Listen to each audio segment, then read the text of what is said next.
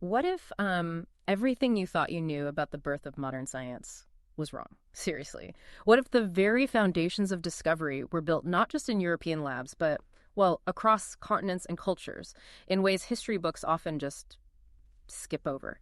Today, we're delving into Horizons, The Global Origins of Modern Science by James Poskett. And this book, it offers a really radical retelling of science history. It specifically confronts those, long-standing Eurocentric narratives most of us grew up with. Right. And just so you know, you are experiencing a unique two-voice analysis right now. It's powered by Google's NotebookLM. And it's designed for a, let's say, deeper, more dynamic look at this groundbreaking work. Our mission today is really to pull out the most important insights from Poskett's analysis. We want to reveal how scientific innovation has always been deeply global, shaped by this really rich interplay of diverse cultures, empires, and individuals worldwide. And James Poskett, the author, he's an associate professor of history of science and technology. His book came out in 2022, which, thinking about it, is pretty significant timing, right? It landed right in the middle of this period of intense reevaluation about global narratives, especially these calls for decolonization and, well, all sorts of fields. Okay, so let's get right into the core of it. Poskett's main goal is to debunk a major myth. What exactly is this common belief he's challenging? Well, what Poskett is really pushing back against is this pervasive idea, the idea that modern science just sort of sprang fully formed from European genius. That implies this very linear Western-centric progression. He asserts, pretty forcefully actually, that scientific progress is profoundly indebted to contributions from, well, everywhere, all around the globe. He traces developments through this lens of exchange, yes, but also exploitation and cultural interplay. So not just friendly sharing, then? Not always, no.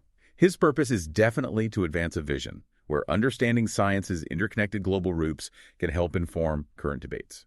Things like inclusivity, ethics, collaboration. It's about recognizing things like empire, slavery, trade, migration as these perhaps unexpected engines of scientific growth. Wow, that sounds like a direct challenge to how many of us learned in history. So who is this book for? Is it just academics arguing with each other, or is he trying to reach, people like us, a wider audience? Oh, it's absolutely geared toward both. Academics, yes, but also general audiences, historians, sure, but also scientists, educators, really anyone with a global mindset. But I think critically, it also aims to provoke established historians, to get them to critique their own approaches, and challenge that dominant Eurocentric narrative that's still so common in education. The book's whole mission really seems to align with this larger global conversation that's happening about decolonizing knowledge, breaking free from old, narrow perspectives. Poskett shows how understanding science's truly interconnected global roots isn't just some academic exercise. It directly informs these crucial modern debates about inclusivity and ethics in science today.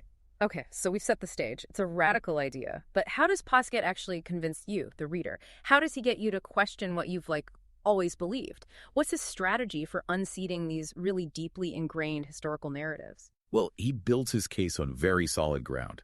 He's not just making wild claims. He's drawing from an incredible breadth of global sources, collaborations, really rooting his arguments in a broad scholarly context. And this deep research, it gives him enormous credibility, that sort of academic weight that makes you sit up and listen, even when his arguments are quite challenging. And he uses this authority, I'd say, to take a persuasive, urgent, sometimes even directly confrontational stance towards the traditional stories. But importantly, he manages to remain very conversational and accessible throughout. It doesn't feel like a dense academic tome.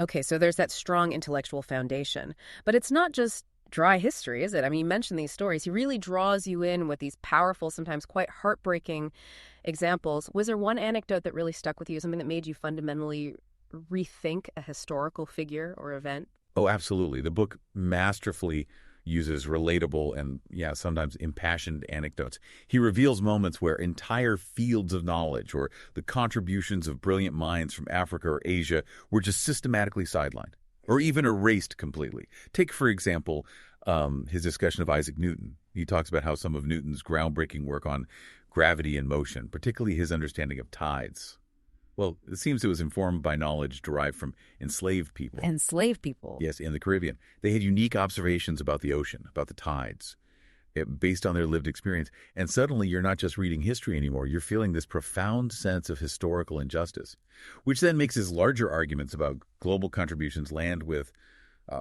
incredible force. That is a powerful example. Wow, it really makes you wonder what other blind spots we have, doesn't it? And as we continue this analysis, just a quick note. You can find more in-depth thought and rational analysis on our Mindful Moments over on our YouTube channel. It offers AI book analysis designed to inspire reflection and, well, critical thought. Okay, so back to Poskett. Beyond these impactful stories, where does the real sort of academic weight come from? What kind of evidence does he bring to the table that truly dismantles these long-held assumptions? Right, the evidence. He really makes his case through the systematic use of case studies, lots of them.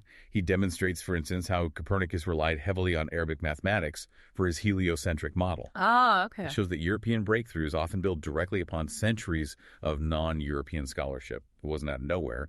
He also highlights how Darwin consulted Chinese encyclopedias. No. Yeah, to understand agricultural practices and variations in species. Mm-hmm. And this fundamentally shaped his theories. It wasn't just the Galapagos. He spotlights the crucial roles of African, Indian, and Chinese scientists in key developments across different eras. The book is structured chronologically, which helps. It meticulously traces how this scientific cross-pollination happened alongside the evolution of trade, empire, communication systems. So it all kind of grew together? Exactly. And this fundamentally reframes our understanding of historical genius. Mm-hmm. He also addresses counter-arguments, contextualizing European exceptionalism, not as some innate intellectual superiority, but more as a product of geopolitical power at the time. Okay, so he provides compelling evidence. And it's not just about adding a few new names to the history books, is it? It sounds like it's about completely recasting the entire narrative. What does that actually look like in the book? Exactly. He frequently contrasts the sort of standard myth of European scientific genius with these really compelling examples of breakthrough knowledge from non-European societies. It's not about diminishing figures like Newton or, say, Einstein, but about placing them within a truly global context, a much richer one. He juxtaposes stories of celebrated Western figures with equally significant yet far less recognized contemporaries elsewhere, and he boldly recasts canonical scientific episodes with new attributions, like Copernicus's non-European sources or, as we just discussed, Newton's dependence on discoveries tied to enslaved labor. Yeah. It just paints a much more complex and, frankly, more honest picture of how science actually developed. So stepping back a bit, what stands out to you as the book's biggest achievement? And, no book is perfect. What are some of the criticisms it has faced? Well, I think Poskett largely succeeds in his main purpose. He very effectively highlights the global dimensions of scientific development. He definitely decenters Europe from that traditional story of modern science we talked about, and he certainly advances the conversation about diversity in science history. However, some critics do point to his reliance at times on secondary literature, rather than always going back to primary sources for every single point.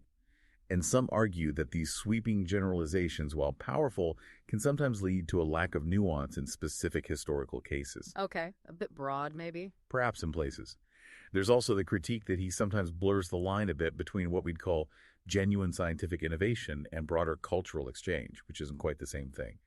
And interestingly, some reviewers feel his, let's call it rhetorical zeal, his passion for the argument, occasionally leads him to overstate just how pervasive this Eurocentric myth actually is today.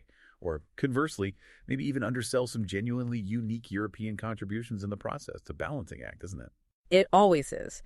But the book is explicit about the darker side of this history, correct? The entanglement of science with some really difficult truths. Oh, absolutely. That's a key part of it. It explicitly discusses science's profound entwinement with slavery, with exploitation, with empire. It directly challenges those sanitized, often triumphalist histories that tend to gloss over these uncomfortable truths. It's a critical ethical sensitivity that the book really brings to the forefront. It forces you, the reader, to grapple with how scientific progress was often built on foundations of, well, immense human suffering and injustice. So bringing it back to the listener, what does this all mean for you? I mean, understanding these truly interconnected roots of science, the good and the bad, it really can profoundly inform current debates, can it?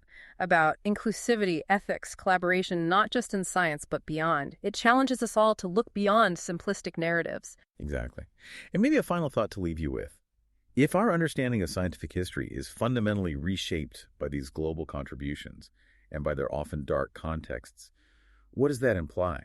What does that mean for how we teach science, how we fund research, or how we foster international collaboration in the future?